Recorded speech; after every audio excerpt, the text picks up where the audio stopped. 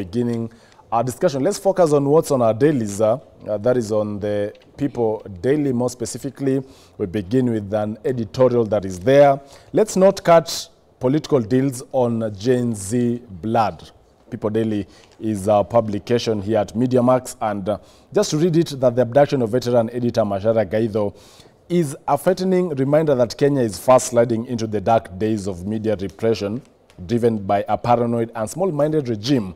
It is an assault on both press freedom and the constitution that was enacted after years of agitation and sacrifice. It is a threat to the rule of law, human rights, and constitutionalism. The chilling dawn abduction came only a day after another journalist, that is Kameme's Catherine Wanjeri wa Karaoke, was brutally shot and wounded by police while covering peaceful demos by youths demanding better governance from an insensitive and insolent administration. It is apparent that Kenyans are dealing with a regime that is terrified of both its people and the truth. A human rights watchdog reported that 50 people had died in the anti-government protest since June 18th. The young people and journalists being brutalized have a convergence of course that the ruling elite finds a nuisance. They are exercising their constitutional and professional calling to speak truth to power. The actions that draw strength from the Constitution, which President Ruto swore to uphold and protect. Even more worrisome is the attitude of the power elite. They should be reminded that the Gen Z revolution was not their cause. It is an agitation that bad manners of impervious, insensitive, incompetent, ill-educated, and greedy politicians by a consequential generation which feels slighted. We are appalled that our aging politicians, who are part of the problem, see the crisis as an opportunity to retreat to hotel rooms and cut political deals by securing posts in the name of a government of national unity. Gen Z have not assigned any non-politician the responsibility to speak for them and advance their cause. The young brave Kenyans did not shed blood for political rejects to find alternative jobs or share power. And that is why we interpret opposition Chief Raila Odinga's intervention, that is in quotes, as a devilish scheme to hijack a revolution that he did not inspire to acquire power. We are also appalled by the jostling by octogenarian politicians of doubtful character to return their bad habits to government. Gen Z are frustrated about lack of jobs, delayed issuing of IDs and passports, limited access to education, loans, accountability in the use of public money, and poor leadership. Not jobs for old guards and washy-washy politicians known for their disdain for education. Gen Z's voice must be heard and respected. That is an editorial piece by the Media Max Limited. Similar has, or a similar topic has been captured on all our dailies this morning. And just to highlight quickly, if you can have it on our screens, on the Daily Nation, we have Raila's shadow in Ruto's State House.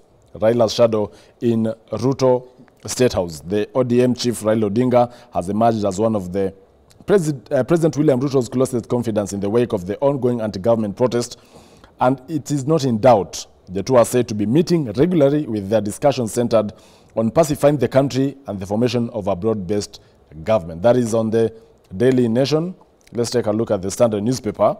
The Gen Z effect and scramble for cabinet. Even as the president retreats to consider his new cabinet secretary nominees, Kenyans have joined the Gen Z protesters to demand as quickie, clean, and actually meritorious top government organ. But in a case of old habits die hard, the political class is already rooting for partisan interests. Which way, Ruto? That is on the Standard newspaper. On the Star, Azimio death. Bigwigs divorce over Ruto deal. Raila's ODM to join Ruto's unity government, but Kalonzo and Karua flatly reject plan.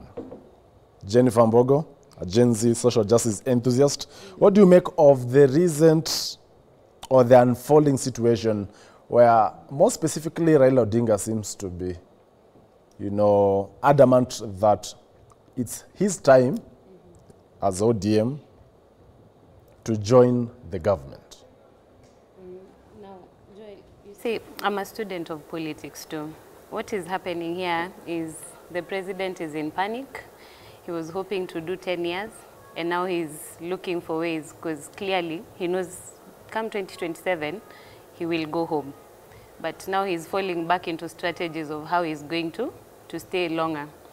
And then now we have our mzee, who I would rather, if he focused on his health, considering his age, because he has nothing, he has no business, he has no idea what Gen Zs are going through clearly, because he wasn't the one who opposed first. He had no opinion until the leaderless generation came forward. So we are seeing the political class coming together and protecting their interest. And this is why, as a generation, we are going to drain the swamp. It's unfortunate that the person who stands to be the opposition leader is joining the government. Clearly, I'm so disappointed first, because this is so low of him as a revolutionist, as someone who's been to the street, as someone who people have lost life trying to fight for him. We see him join the oppressor. It says a lot about this entire, group. And it's okay, because the thing about this process, as we said, this generation, we are leaderless, we are partyless, we are not tribal. And I don't know if he still thinks he has people he'll tell, let's go to the street after this move he's made. If anything, we were wishing him so well with the AU seat, and now we hope it fails. And when he comes back here, hoping 2027 we listen to him, everyone is going home. This is why we need to drain the system. And the good thing about this process, it is exposing all of them. We used to hear, oh, Raila will be called to the State House, and then we are like, no, he's just trying to survive, they kill people. No, here it is, the truth is out, and we can't wait to see the cabinet, especially the opposition, the people who are, when they're going to reform this cabinet, because now they're going to negotiate for these seats, even those people, we are watching. And this is why we are saying this will keep going till 2027. Trust you me, we have the energy, we have the time. We've seen how much you've hijacked the process, that we went to the streets, you sent goons to destroy and try paint this generation. Now we are moving towards, the thing about my generation is we are going to reinvent ourselves. Now we want to go to Uhuru Park and not disturb the business people. And then hopefully business people can put flags out there so that we are all in this, because it's not about business people versus a generation. So let's see, if we go to Uhuru Park and we are peaceful with no leader, what are they going to claim now? Because I do not understand how Raila all of a sudden wants to dialogue. We don't do that. Maybe someone needs to just wake him up and tell him this is not 19-something. In 2024, we don't dialogue with the government. How do you talk to someone who's killed? And the worst part is we've lost 50 lives. And then you want to just come and start saying, who are we talking to? How can you talk to your oppressor? The only thing we demand of this government, let me tell you, it is very simple. Accountability. Yes, you've dissolved the cabinet. There's a guy there who was supposed to be impeached for fertilizer. Sawa ameenda nyumbani. Where is the money? How are we getting back the money that has been misused in the past 2 years? Well, and then now we have Raila, who unfortunately, let me tell you, and I'm speaking for our generation, thank you for offering a hand in this, but we do not need you. Then we need you to be home. Actually, not even in AU. Now we don't even trust you as a continent. Just stay home. Try save some years for yourself, because you're heading for the ancestral part. Milton Lusheri, clearly, even from our editorial piece there, now to a Gen Z that has spoken clearly, calling out Raila Odinga. It's evident that in Azimio, there is a rift. I was personally at the Jaramogi Oginga Odinga Foundation when Kalonzo Musyoka, was the Wiper Party leader, wanted to address, and goons stormed. They even attacked us as journalists. And it's clear, even from our dailies, that Raila still is engaging the president There have been promised at least 4 cabinet slots. I hear Kalonzo was to be given the interior one. He rejected. That's the reason. Perhaps even he could not issue a statement. Why do you feel President William Ruto believes a way out of his woes it's having Raila on board? Okay. Thank you, Joel. This thing has so many moving parts, and it's just not the Gen Z asking the government to accountability. It has so many moving parts, and that is why I was saying earlier that this process began very, very well when the Gen Z went to the streets, because they protest peacefully, and their requests were very genuine. But you see, along the way, the process was hijacked, and that is why I was saying that Gen Zs also need to be very careful so that their cause is not hijacked, because this is a classic incident where a good cause has been hijacked by a politician. And that is the job of politicians, is to take advantage of opportunities that are there. And you know, a human being is a political animal. They take advantage of what is available to them. And that is what Azimio has done. They have seen a perfect opportunity that has been created by the Gen Zs, and they have decided Perhaps just to be clear, is it Azimio or ODM? To be specific. Because there's a rift. Karua and Kalonzo, they're adamant that as long as the government that has overseen deaths of 50 Kenyans, no accountability so far, then they're not going to negotiate or have a dialogue with that government. So perhaps narrow down to Raila Odinga. Actually, that is why I was heading. That is the next point I was going to talk about. Now that this process of protest has brought about a perfect opportunity, some politicians have seen that this is a good way of us now getting into government. That is the nature of politics. It's about power, politics, and interest, and personal interest. Now, the incident that happened the other day, it's a classic example where the principals did not agree as to whether to join government or not to join, or whether to join government or not. And I don't know what they discussed. I wasn't in that table. But the fact that they are infighting, again, it is about interests. Most of these politicians, they are seeing that it is a chance for us to get to government and share in the spoils of government. But the other faction of Azimio looks at it as a way of, looks at it as ODM is taking advantage of the situation. If you look at the faction of Kalonzo and Wamalwa and Martha Karua, they seem to be standing by Gen Zs. But if you look at ODM, ODM looks like it wants to take advantage of the opportunities that are available. Now, that is one view. The other view would be Ruto is a man under siege, okay? And he's looking for a way of self-preservation and self-perpetuation. And that is a principle in politics, in political theories, that every careful and skillful politician would always want to look at how to self-preserve and how to self-perpetuate, which is, there's nothing wrong with that. That is the nature of politics. And all that I'm saying is that even as all those moving parts are trying to find an equilibrium, we should not lose focus and sight of what the Gen Zs have told us, of what they want us to do, of what they are holding the government accountable for. Even as they do that, that should not be lost. Well, and now to Patrick. You know, you've served in the Kenya Defense Forces, the National Intelligence, as well as the US Army for, you know, a couple of years. And with now with a goal of becoming president come 2027, do you feel the current events, it's that political deals are being cut on the Gen Z blood? Right, I would say that what we are seeing today in our political arena today, the likes of Right Honorable Raila Odinga, whom some months years back, I think a year ago, I tweeted.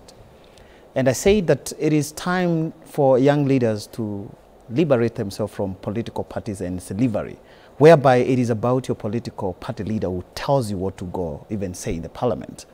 We want to say that whatever we are saying and whatever we are, like me as a presidential aspirant, I'm in solidarity with Gen Zs, because this was a cry, and that which now we want to bring something that we call transformative leadership, not transactional leadership. These old folks, they are used to transaction leadership, whereby people call themselves for a dialogue and money exchange hands. And that is gone. People die in demonstrations. People have been dying in this country. People go at a corner, have a discussion, a dialogue, and imagine money exchange hands, and that story is forgotten. That is why the Gen Zs, millennials, and all of us who want change in this country, we have come up together, and we are saying enough is enough, so that now we bring this to a stop, so that we don't have whereby leaders go to talk on behalf. I was so surprised actually when I saw that presser, and I asked myself, Raila Odinga does not even stand to be a grandpa for Gen Z, because myself, like, you understand what I mean? Ladies and gentlemen, let us be serious about leadership in this country. There's nothing somebody who is over 60 years can bring any transformation in this country. Transformation can only be brought by young people, by youthful people in this country. And I want to call all young leaders in this country, stop being enslaved in your political party's cocoons. Come out and let's see transition come from the political parties. If they are serious enough, let's see young people taking over political parties in this. We cannot stay saying that today that Raila Odinga is coming to talk on behalf of Gen Zs. And I want to say, as my sister said here, it is very clear. We want actually accountability, not just accountability, we want audit and accountability of those CEs that have gone home. We want to know they have gone home, yes, because these people are playing games to us. They planned to be sent home, and then now they are playing games with the Ruto so that people have pity on them, so that we don't go for them. They have stolen, and they have been told now you need to go home first, and then pose like we are not together, because these are political, psychological games. I'm telling you from the intelligence point of view, these are a psychological game that is being played to confuse and to make us lose the focus of revolutionizing this country. And we want to bring change that has never been in this country. And we are fearless.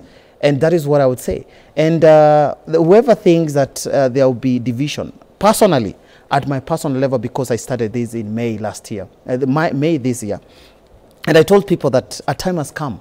And I met several politicians who challenged me and told me, you know what you're telling us is about the US thing. I told them, let me tell you, a time has come. And let me tell you, these games that people have been playing in politics, it is coming to a standstill. So let us embrace and let us hear what we do. Not want a dialogue. We want action. That's the difference that these people, they are not understanding. There's no dialogue. We want actions. The things that we are demanding is just whatever there's needed is action. I understand from a point of view that you said maybe a dialogue or maybe something that need to be changed take time, which is okay.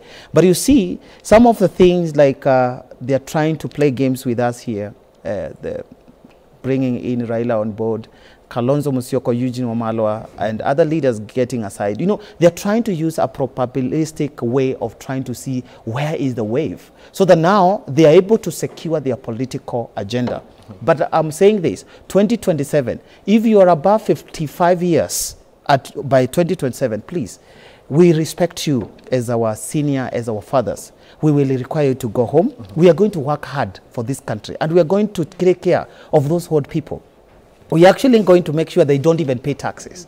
We are going to work hard, because now we are going to bring this country to a zero corruption tolerance. Your court corrupt men, it is another story. Well, yes. And there is the first survey that has been conducted since the Gen Z protest was staged in Kenya, and that despite calls from the government for the youthful population, popularly known as the Gen Z, to cease the protests, it has now emerged that 81%, as Joanne can just show you, on these graphics of Kenyans, support the movement to seek reforms for Kenya. The demands by the Gen Z have also been supported according to the research polls conducted by TIFA. Majority of Kenyans relate with the push for austerity measures in budget implementation at 25%, addressing unemployment at 21%, lowering the high cost of living 18%, fighting corruption 14%, and calls for President William Ruto to resign. Ruto must go at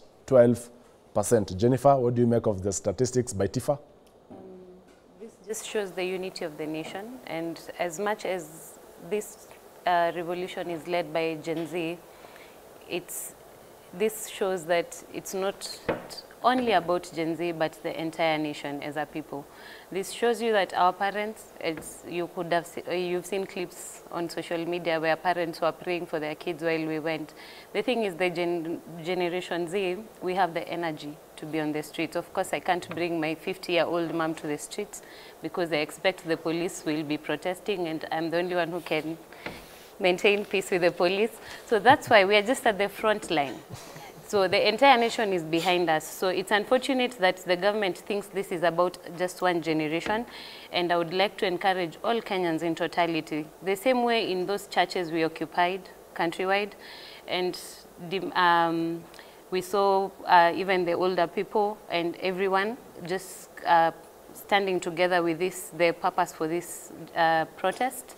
I still encourage them to do so. And also for those parents, because the other day, the last occupying Tuesday we saw parents in the village coming out with rungus, trying to tame, because we are now back to where politicians have gone and told them, oh, we've already rejected the bill.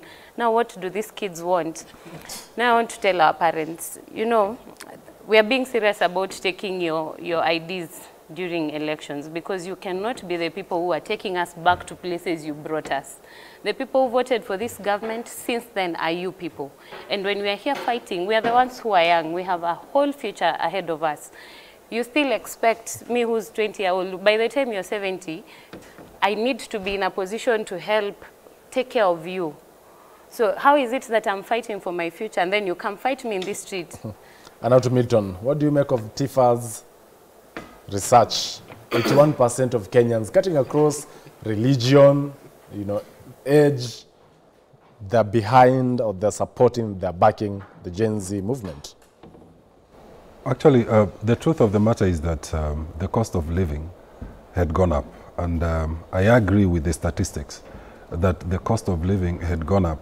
And the people who are suffering mostly were the people in the low cadre of the economic spectrum. And I agree that most people were dissatisfied. Those are facts, and facts are stubborn, and facts cannot change. And it is in the backdrop of that I hear they call us millennials cousins, that our Gen Z cousins decided to go to the street. And it befits that they went to the streets, and it is a good thing that government is responding one by one, line by line, to those items. The first was the rejection of the finance bill. It was returned back to Parliament. The second was the reduction of the unconstitutional offices. The offices of the first ladies were scrapped off. And then it came to the scrapping off of the caste positions. They were scrapped off. Then we came to austerity measures. Government, as of now, has stopped recruiting people for the next 1 year. There is no recruitment. But that is seen as a ticking time bomb, especially with the Gen Zs not being employed. It gives them even more time to be in the streets on any day. No, I'm just highlighting the items that were raised by Gen Zs one by one. But on hiring, I'm not sure whether the Gen Zs came out and said that we don't want jobs. No, you see, the item that they raised is austerity measures, and I've just picked that. There are a raft of many other austerity measures that were taken. For example, the government has stopped purchasing of new car and assets, So those are the things that Gen Zs went to the street for, and it is because of this 81% that we are looking at. Well, allow me and it is a good to cut you short. Yeah. We take a short commercial break. When we come back, I'll also be getting the views of Patrick on these statistics by Tifa as far as the Gen Z protests are concerned, and as well, we'll be highlighting on what the Gen Zs want in the next cabinet that President William Ruto will form. We take a short commercial break. We'll be back. Stay tuned.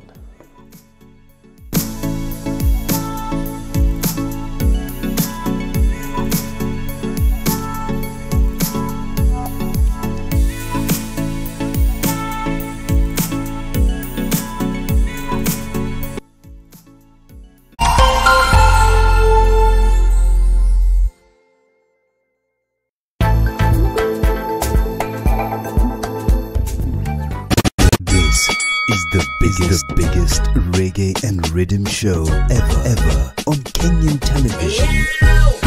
You have a ganja man and you wanna forget. Tell them nothing about Juggle with the reggae boys. Okay, you get the new clocks, the daddy. Freeze!